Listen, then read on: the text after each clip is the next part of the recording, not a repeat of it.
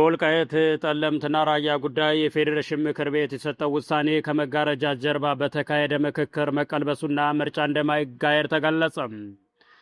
ከትግራይ ክልል ውጭ ሆነው በቀጥታ ለፓርላማ ምርጫ እንዲደረግባቸው ውሳኔ በተሰጣቸው ወዛጋቢ አካባቢዎች የመራጮች ምዝገባ እየተካሄደ አለመሆኑ በዘገባው ተገልጿል። በአማራና ትግራይ ክልሎች መካከል ይገባኛል ውዝግብ ያለባቸው አካባቢዎች ምርጫ ይደረጋል ብለው እንደማያምኑ የመንግስት ምንጮች ጠቁመዋል። ምርጫ ቦርድ በመጪው ግንቦት ወር ለማካሄድ ላቀደው 7ኛ ጠቅላላ ምርጫ ከትግራይ ክልል በስተቀር በመላ ሀገሪቱ የመራጮች ምዝገባ ከየካቲት 28 እስከ መጋቢት 28 2018 ዓ.ም እየተካሄደ መሆኑም ይታወቃል። ይሁን እንጂ ከትግራይ ክልል ውጭ ሆነው በቀጥታ ለሕዝብ ተወካዮች ምክር ቤት ምርጫ እንዲካሄድባቸው በተወሰነባቸው የምርጫ ክልሎች የድምፅ ሰጪዎች ምዝገባ እስካሁን አልተጀመረም። በጉዳዩ ላይ ከመጋረጃ ጀርባ የሀገሪቱ ከፍተኛ ባለስልጣናት የተሳተፉበት ተከታታይ ምክክር መደረጉ ተገልጿል። በዚህም የፌዴሬሽን ምክር ቤት ሆነ የምርጫ ቦርድ ውሳኔ ችግሩ ያባብሳል፣ ጉዳዩም ፖለቲካል ልባት ይፈለግለት የሚል መስማማት ላይ መድረሱን ከመንግስት አካላት ማረጋገጡን የዜና ምንጮቻችን ጠቁመዋል። በአወዛጋቢዎቹ አካባቢ ምርጫ ይደረጋል የሚል ግምት እንደሌላቸውም መንግስታዊ ምንጮች ተናግረዋል። በአማራና ትግራይ ክልሎች መካከል ውዝግብ ያለባቸው የወልቃይት ጠለምት ራያ አካባቢዎች በ7ኛው ጠቅላላ ምርጫ በቀጥታ ምርጫ አካሄደው በሕዝብ ተወካዮች ምክር ቤት እንዲወከሉ ምርጫ ቦርድ ቀደም ሲል መወሰኑም ይታወሳል። ምርጫ ቦርድ የፌዴሬሽን ምክር ቤት በሰጠው ውሳኔ መሰረት በ5 የምርጫ ክልሎች በቀጥታ የሕዝብ ተወካዮች ምክር ቤት ምርጫ እንደሚያስፈጽም ገልጦ ነበር። ይገባኛል ጥያቄው እስኪፈታ ከትግራይ ክልል ውጭ ሆነው የፌዴራል ምክር ቤት ምርጫ እንዲካሄድባቸው የተወሰነላቸው የሁመራ፣ አዲመረጽ፣ ኮረም ኦፍላይ፣ ጠለምትና ራያ አላማጣ የምርጫ ክልሎች ናቸው። የምርጫ ቦርድ ውሳኔ ጠቅላይ ሚኒስትሩ አማካሪ ጌታቸው ረዳ የሚመሩት ስምረት ፓርቲ ለፌዴራል ከፍተኛ ፍርድ ቤት አቤቱታ አቅርቦ ግድ አስጥሎበት የነበረ ቢሆንም ፓርቲው ምርጫ ቦርድ ለውሳኔው መነሻ ያደረገው የፌዴሬሽን ምክር ቤት ውሳኔ ከጅምሩ ህገ መንግስታዊ አሰራርን የተከተለ እንዳልነበር ተረድቻለሁ በማለት አቤቱታውን በማንሳቱም ይታወሳል።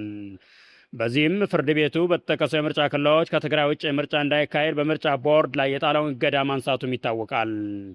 በወልቃይትና ጠለምት የምርጫ ክልሎች እስከ መጋቢት 2018 ዓ.ም ድረስ የመራጮች ምዝገባ አለመጀመሩንም የአካባቢ ባለስልጣናት አረጋግጠዋል። በተመሳሳይ የፌዴራል መንግስቱ የማዕከላዊ የጸጥታ እዝ ኮማንድ ፖስት ለቆ ከወጣ በኋላ በትግራይ ኃይሎች ቁጥጥር ስር በገቡት የራያ አካባቢ የምርጫ ክልሎች ምንም አይነት የቅድመ ምርጫ እንቅስቃሴ አልተጀመረም። ቦርዱ ባስቀመጠው የጊዜ ሰሌዳ መሰረት የመራጮች ምዝገባ ሊጠናቀቅ ጥቂት ቀናት ቢቀሩትም ምንም አይነት እንቅስቃሴ አለመጀመሩ የምርጫውን የመካሄድ አጠራጣሪ አድርጎታል። ምርጫ ቦርድ በወልቃይት ጠለምት ምንም አይነት የቅድመ ምርጫ ዝግጅት ባለመጀመሩ የፌዴሬሽን ምክር ቤት እና የምርጫ ቦርድ ውሳኔ አፈጻጸም ላይ ጥርጣሬ እንደገባቸው የአካባቢ ባለስልጣናት ተናግረዋል።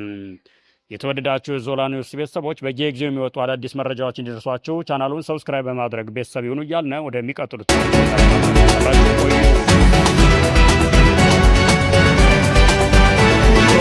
በስርዓትነት ላይ ተረማምዶ ወደ ስልጣን የመጣው ስርዓት አፈሙዙን ወደ ህዝብ ለማዞር ቀናት አልፈጀበትም ሲሉ ዋና ጸሐፊዋ ገለጹ።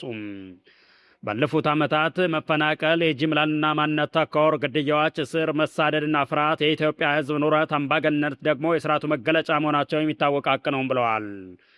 የኢትዮጵያ ህዝብ አሁን እየኖረበት ያለው አሰቃቂ እውነታ ለመቀየር በጋራ ቆሞ መታገል ይገባዋል። ስርዓቱ በመሳሪያና በሌሎች መንገዶች አስፈራርቶ አስወጥቶ ደግፎኛል ያለውን ነዋሪ ሳይሆን መግደልና መፈናቀል አስመራሮት አትግደሉ እያለ ያለው ወጣት የኢትዮጵያ አሁናዊ መልክ ነው ብለዋል።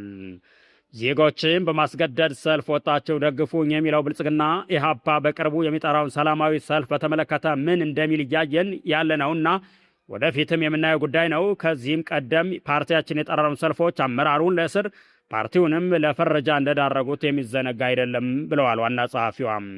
በመሆኑም ከኢህአፓ ጎን በመቆም ከመቼውም ጊዜ በላይ ሰላማዊ ትግሉን በማጠናከር ኢትዮጵያንና ኢትዮጵያውያን እንድንታደርግ ጥሪያችንን እናቀርባለን ሲሉም የኢህአፓ ዋና ጸሐፊዋ ምስጢረ ስላሴ ተናግረዋል።